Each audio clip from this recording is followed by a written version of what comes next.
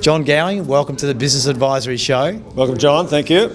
We're at the end of a Sydney workshop here today, and I've asked you just to stand back for a moment and have a bit of a chat.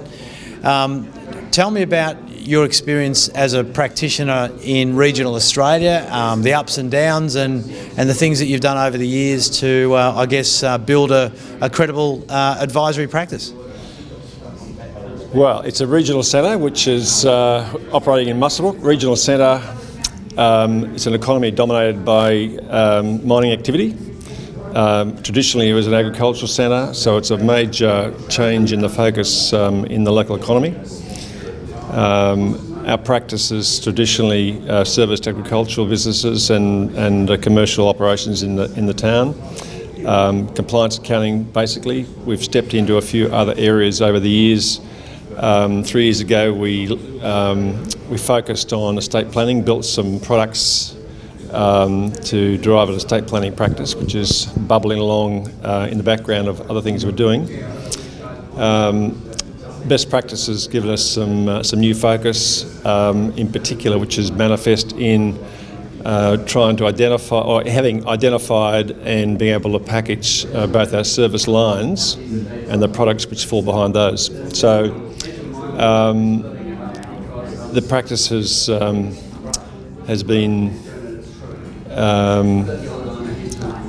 dramatically changed as a result of the loss of a partner who'd been with me for 23 years, who was a financial planner, who carved out a slice of our fees and the financial planning files from the office.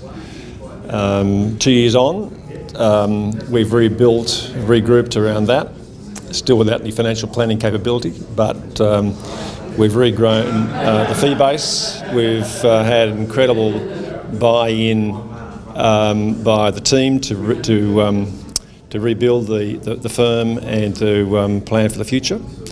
And we've refocused our attention on providing business improvement services as a service line, as distinct from traditional business advisory, which we link with compliance accounting. So we've now got identification of those service lines, which helps us in engaging with clients, segregating the engagement lines and implementation of billing processes. And we've got a focus on growth, which is centred around the key non-compliance lines of business improvement consulting and estate planning. So that's our focus.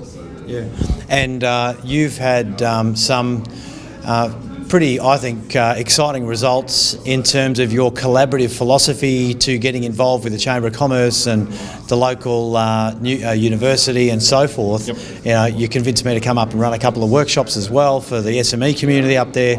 It seems to me there's a fair bit bubbling that's good, pretty exciting for the future. Well, a couple of the changes in the practice have given rise to the evolution of a client service coordinator within the firm, and also we've actually brought in a business manager. The business manager has a sales and marketing background, and that's given rise to a bit of time allocation to provide community input through the Chamber of Commerce, which was how you got to come to our hometown and do a presentation on business mastery. This involved coordination of the University of Newcastle's local campus for the use of their facilities, who supported the program. We mobilised with the local media to get an audience for your session. The result of that was, as I recall, 50 people at a couple of sessions and representing 30, 40 businesses, many of them not clients at that stage. And the follow-up from that has been the focus for some new clients, specifically in relation to the business improvement consulting area. So at the moment we are mobilising to deliver services to those new clients and a couple of existing clients in that particular space. That's business improvement consulting. And you're no stranger to your own professional development. You've worked with a number of third-party experts over the years. Mm-hmm. Do you want to just share some of that history? Because you've got plenty of it. Well, I guess I've been reaching out for learning and support and development skills for the firm for the last 30 years. Initially, I was involved with BDO's regional program. So they had they had accounting practices in the regional centres, and there was a network which I was actively involved with. I guess the tyranny of distance has broke that down over the years. BDO themselves went through a major event, but I still have friends and colleagues who date back to that period in regional centres. Beyond that, there are numerous other. I guess I've ridden the course of the evolution of what used to be results accounting systems with Rick Payne and others who've been through. I suggest they were probably the evolution of advisory services for the accounting profession, dragging us out of compliance land. So I think they're a catalyst for many firms over the years to actually get out and understand the market they're in and to try and deliver high level of services and value to clients. So from going back probably 30 years, I've been through those programs, seen the technology evolve to where it is now. Clearly, the delivery of programs using web-based programs and cloud-based accounting functions, all those things have certainly changed the world that I started in.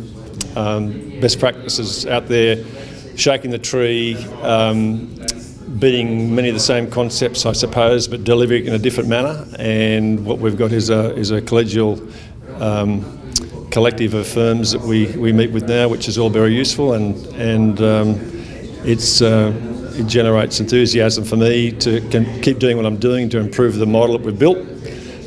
Somehow I have a team behind me who are very keen to see the ongoing evolution of the firm, which is very pleasing, recognising that I'm not at the coalface doing the accounting stuff.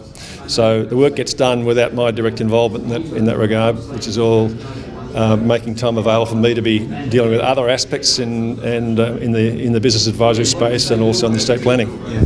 And look, for many suburban regional accounting firms, even CBD that are smaller firms, they'd be, I think, quite surprised at just how evolutionary or entrepreneurial your firm is becoming. If you look at your social media on Facebook and on LinkedIn, on Instagram, and some of the stuff that you've actually, we've been helping you with a little bit of that. You guys are also doing some of that. Now you're running events. Now you've got the Chamber of Commerce involved. You've got the radio station involved. You've got the university involved. That's one step at a time for you. But in fact, if you look back on that, that's pretty progressive. Well, it's all happened in a fairly recent past, I must admit, and though a dinosaur myself, when it comes to technology, somehow a young blood in the firm sort of brought that to the fore, and we've embraced social media as a means of profiling the firm, linking that with our website, which has been rebuilt, and we've also brought on board Best Practice Marketing, who have actually done a lot of the back room work to actually make that all work. And frankly, I don't even know how it works. I'm not directly involved in it, but it happens with the input of some key people in our organisation and the use of best practice marketing. Yeah, and that's a great mindset for accountants out there as well. If you want to become a business advisor, you don't have to actually be the expert executioner on every single thing. You can actually build a team that gets that done. Yep, and somehow the enthusiasm's there, and the team are really anxious and keen to make it all happen, and so that's great support for me, allowing me to spend more time and focus on the more structural issues and planning for the longer term of the firm. What's the most exciting thing on the horizon for you and the business for the next 3 to 5 years? Is definitely a refocusing on delivery of value-added services, particularly in the business improvement space. Our need to go out and procure some new clients to grow the firm and to provide scope and opportunity for additional capacity, additional people in the organisation. I guess it's also about me being able to exit from my existing role. I don't plan to be doing it in 10 years' time.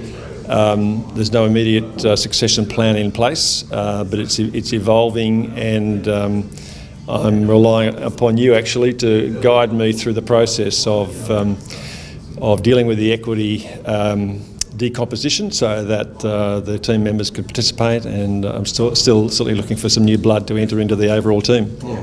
Fantastic. Thanks for sharing today. I appreciate it. Very good. All the best, mate. Thank you. Thanks, John. Bye.